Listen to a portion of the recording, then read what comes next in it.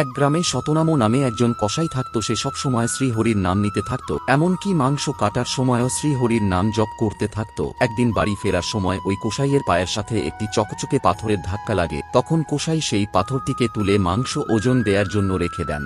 ওই পাথরে এমন জাদু ছিল যে গ্রাহক যতগুণ ওজনের মাংস চাইত ওই পাথর ঠিক ততগুণ ওজনের হয়ে যেত। খুব তাড়াতাড়ি ওই জাদুগরি পাথরটির কথা গ্রামের ছড়িয়ে পড়ে, আর গ্রামের লোকজন ওই পাথর দেখার জন্য শতনামের দোকানে ভিড় করতে থাকে।